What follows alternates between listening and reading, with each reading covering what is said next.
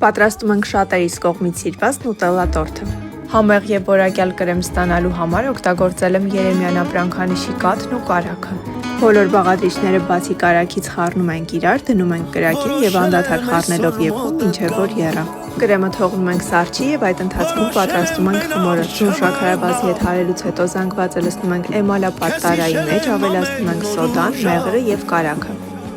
Զանգվածը խառնելով եփում ենք գոլորշու վրա մոտավորապես կես ժամ, մինչև որ խմորը այսպես կարմրի։ Գոլորշու վրայից վերցնելուց անմիջապես հետո ավելացնում ենք կակաոն եւ ալյուրը արագ խառնում ենք, որպեսզի խմորը չհասցնի հովանալ։